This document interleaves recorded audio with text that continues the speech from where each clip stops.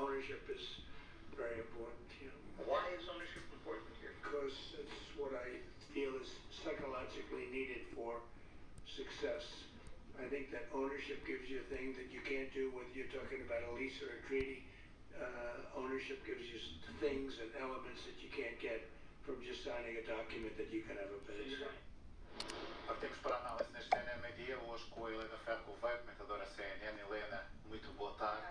Sabemos que Donald Trump diz muitas coisas, um dia diz uma, outro dia diz a coisa completamente ao contrário, mas de que forma é que devemos olhar e analisar estas palavras de Donald Trump, do Presidente dos Estados Unidos, quando diz que apenas precisa da sua moralidade, rasgando todas aquelas que são as leis do direito internacional? Bem, são muito preocupantes estas afirmações. Donald Trump achar que ele, ou o seu livre-arbítrio, é que, portanto, a medida de todas as coisas e aquilo que ele considera correto lhe permitirá moldar aquela que é a sua ação política, portanto, rasgando tratados, convenções, normas jurídicas. Não precisamos de ouvir Trump a dizê-lo, pois não? Não precisamos de ouvir Trump a dizê-lo e nós temos que o levar muito a sério. Nós tendemos a olhar de uma forma pueril para Donald Trump, brincamos muito aqui com ele, mas a verdade é que aquilo que ele já havia alertado na sua primeira administração, no seu primeiro mandato, veio a concretizá-lo agora. Quer em relação à Venezuela, que já havia aqui um conjunto, se quisermos, de avisos e agora, portanto, materializaram-se na exfiltração de Nicolás Maduro, quer em relação à Groenlândia. Groenlândia, que não é um tema novo na política norte-americana, já por 5 vezes os Estados Unidos, começando no século XIX e depois ao longo do século XX e mais recentemente em 2020, já com Trump, havia aqui uma tentativa dos Estados Unidos, portanto, de alguma forma tutelarem a Groenlândia.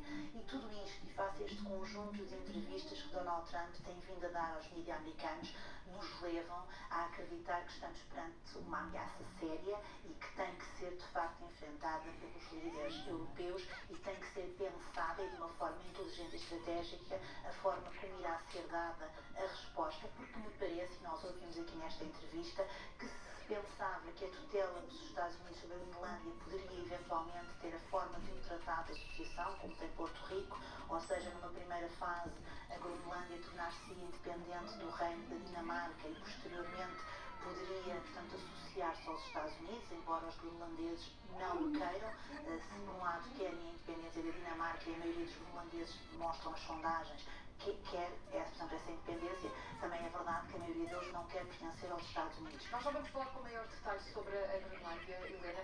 Ainda sobre o anúncio na Truth Social de Donald Trump de que cancelou uma segunda vaga de ataques à Venezuela, que de acordo com o presidente norte-americano já estava programada.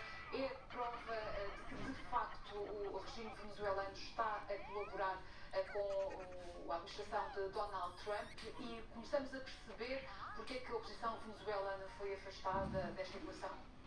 Eu acho que é muito claro que há aqui várias fases para aquela que é a intervenção na Venezuela. Numa primeira fase, para garantir que a Venezuela não cai numa anarquia total, o regime, portanto, norte-americano vai colaborar com Delcy Rodrigues e com o seu irmão, portanto, que são, no fundo, os dois homens e mulheres fortes da Venezuela, e que são os chavistas plenos, porque são aqueles que ainda têm algum controle da situação.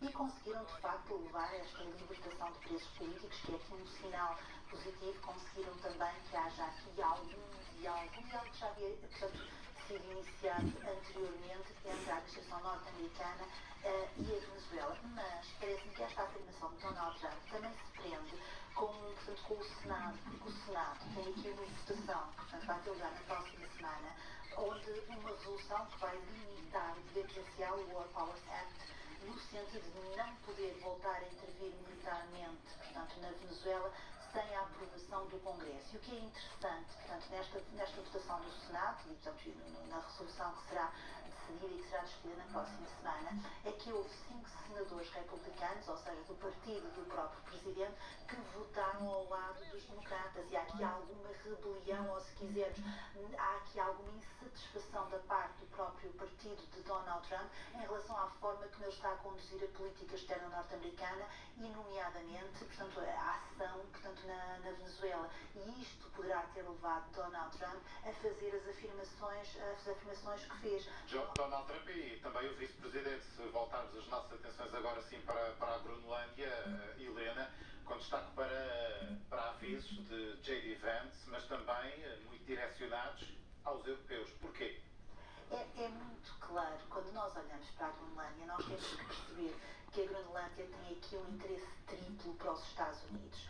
Por um lado, as futuras rotas marítimas com o degelo vai ser muito mais fácil, portanto, navegar naquela região e diminuir aquela que é a distância entre o Atlântico e o Pacífico